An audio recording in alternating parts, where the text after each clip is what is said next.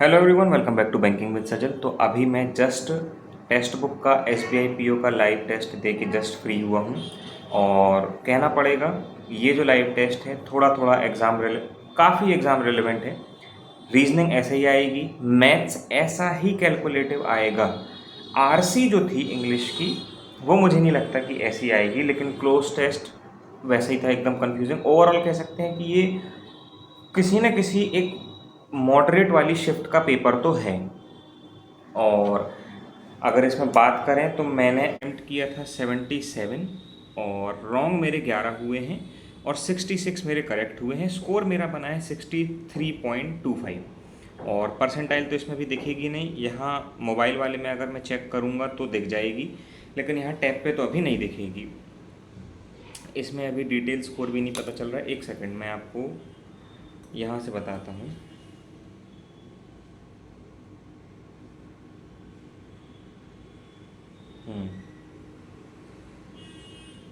English में मैंने 24 सही किया हूँ, 8 मेरे गलत गए हैं। तो 11 में से 8 तो मेरे सिर्फ इंग्लिश में गलत गए हैं।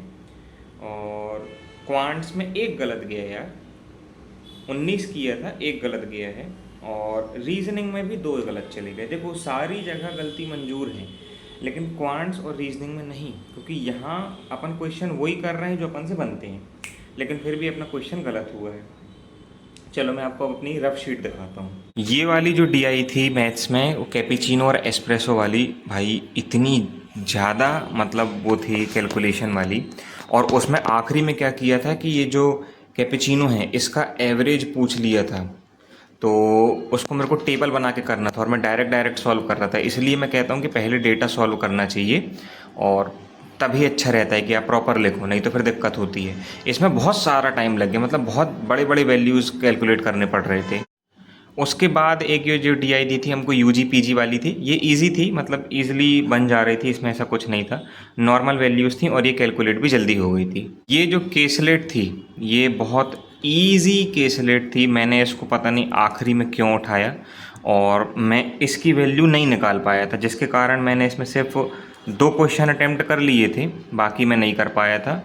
मेरे 3 क्वेश्चन इसके छूट गए थे, नहीं तो 3 क्वेश्चन अपने और सही होते, क्योंकि सिर्फ ये एक वैल्यू बची थी। बाकी केसलेट थी अच्छी, लेकिन मेरे को जितना लगता है कि इसमें वेरिएबल मिसिंग था और वो एसबीआई पीओ में आता है।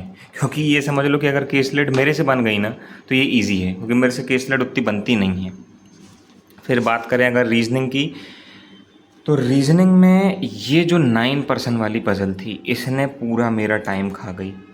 इसमें एक कंडीशन थी ये वाली कि के जस्ट नीचे एल है, एल से 2 छोड़ के जे है, और मैंने इसको पढ़ लिया था कि एल से 3 छोड़ के जे है। और इसके कारण इस पज़ल में मेरे लग गए कम से कम 8 मिनट। नहीं, ये 2 मिनट में बन जाने वाली पज़ल थी और कम में, और इसमें मैंने 8 मिनट दे दिया और इसके कारण मेरा पूरा रीजनिंग बिगड़ गया। ये एक ट्राइंगल वाली थी जिसमें ये 2 पॉसिबिलिटी कैंसिल हो गई थी, इस पॉसिबिलिटी से ये बन गई थी। ये अपने सिलॉग्स हैं, और ये देखिए जो मैं बोल रहा था कि ये मैंने 3 लिख लिया था, उसके कारण देखो मैंने एक बार यहाँ बनाया फिर उसको नेक्स्ट पेज में बनाया। और आखिरी में जब मेरे पास ऑलमोस्ट 2 से 3 मिनट बचे थे तो फिर मैंने ये अनसर्टेन वाली पज़ल बनाई थी।